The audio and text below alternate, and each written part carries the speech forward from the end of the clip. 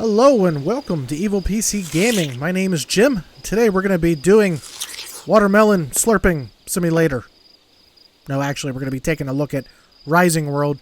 Just kind of a bad point to start the video. Slurping down watermelon because I was hungry. Anyway, what is Rising World? Well, if you're a fan of voxel-based building games, 7 Days to Die, the Pioneer Minecraft, games like that, if you're interested in the survival, sandbox, open world kind of games, which I love, Rising World might be something that you want to take a look at. It is an early access game. It is currently on Steam. And it is currently cheaper on G2A, so look at the description below if you're interested. I'll have a link to the G2A link right to the game so you can purchase it. It's about half cost of what you can find it on Steam. Now, games like this, of course, rely on crafting and resource gathering. The game currently has about 200 different building materials. You also have weapons, other tools such as like Sith, swords. I'm trying to think of what other stuff was in there. It was so much different stuff you could build and do and just explore around. The worlds are randomly generated. The environment, of course, is completely modifiable.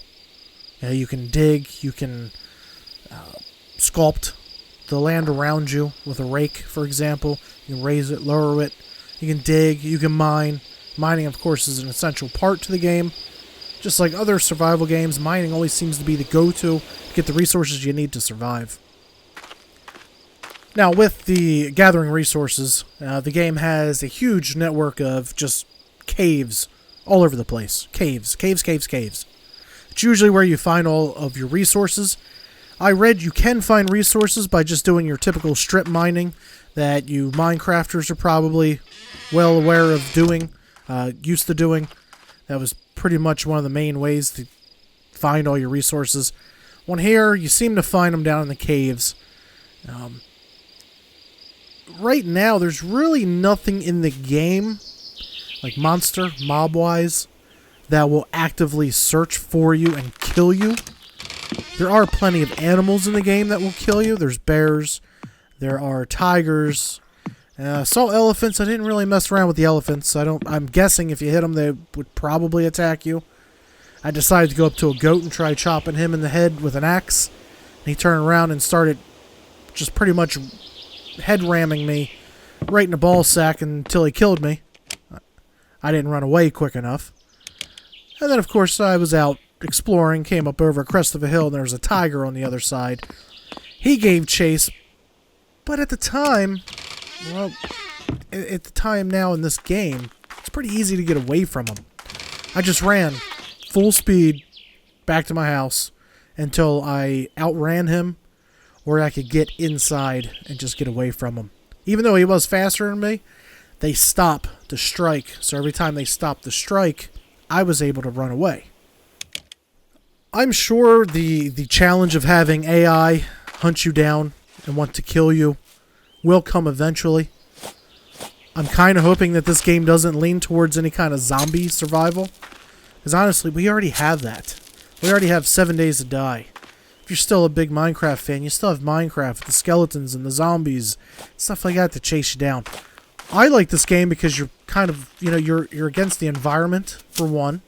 And if you decide to play online, since it does have multiplayer support, you will be against other players. Now, what's great about the multiplayer end of this game, since it's open, just open sandbox world, depending on if you run your own server or find a server that is already hosting up, it kind of, I guess it will depend on what direction you want to go in the game. So it's one of these games that's going to be what you make of it. Now, on the subject of multiplayer, I did check out the multiplayer list. There was plenty of servers to choose from. There wasn't very many active servers. So there were some that were PvE and PvP. And the good thing about the game is it does support server-side scripts, Lua scripts. So the worlds can be customized, with different things, that you can do, not just the vanilla game.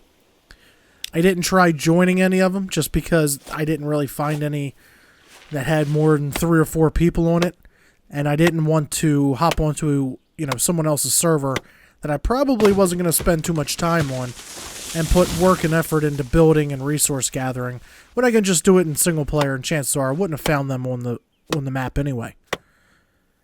Now, from what I see, I'm guessing the world is infinite. I'm not 100% on that. I did go venturing pretty far off from my home base here, and it just kept going and going. I went up into the mountains. I went across the Sahara-looking plains. Yeah, I don't recommend this if you're going to be looking for a multiplayer game just to hop in somewhere and start playing. I will recommend it, though, if you don't mind doing single player, or you have yourself a group of friends that want to get into this game, because honestly, it's peaceful. I like the fact I don't have to worry about a zombie trying to eat my face off, or some type of skeleton pigman thing coming up and shooting me in the back of the head with an arrow. I just like to get on here, work on my garden that you can see. You can farm, and just play. Of course, just like any other survival game, also it does give you a day and night cycle. That sound there is letting you know that's reaching a certain time of the day. As far as eating and drinking goes, it's very well balanced. You don't need to eat every 5 seconds like some survival games do to you. Seems like all you're doing is eating and drinking more than you are playing the damn game. In this one, it's not the case.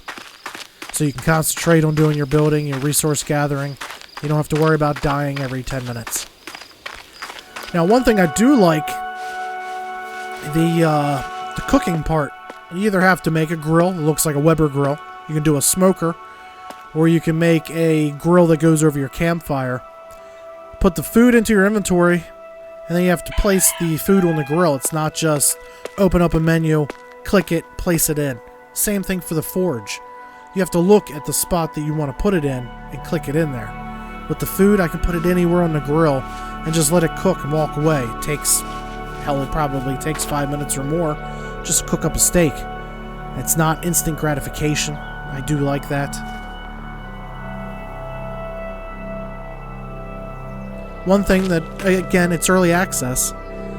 The animals don't wander around. They just kind of stay stationary.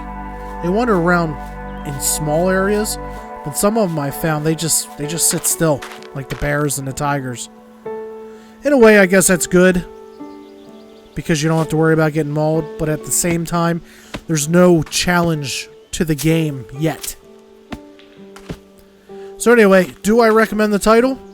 Only if you're into voxel-based survival games and you don't either mind playing solo, or you have a group of friends that are also interested in the game and just want to get in here and build.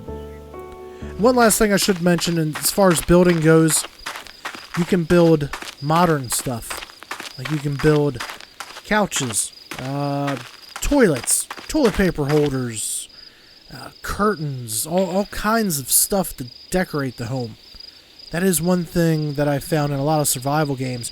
You get kind of your base setup, and that's it. Like Minecraft, for example. I know I keep referring to Minecraft, but this game it reminds me of Minecraft. If you wanted to furnish your home, you had to be creative and, take a fence post and put something else on top of it to try to make it look like a table, and then you would take a set of wooden stairs, for example, and put them there and make them look like chairs. This one you can actually craft chairs and tables and just all kinds of decorations for the home. So yes, it is a good game, but it does lack in the things that I mentioned before. So I think, one, it's a title to keep an eye on. The developer seems to be pretty decent on updates and communication to the community, and it is a fair price for what it is. So if you are interested, make sure you check the video description below. I will have a link to G2A, so you can go straight to it and purchase the game. Alright guys, that's all I got for today. I'll see you next time. Alright guys, that's my time, and remember, if you did like the video, click the like button and share it with your friends. If you haven't already, please consider subscribing for more videos to come. And if you have time for another video, check out the one right here. As always guys, thanks for watching, and until next time.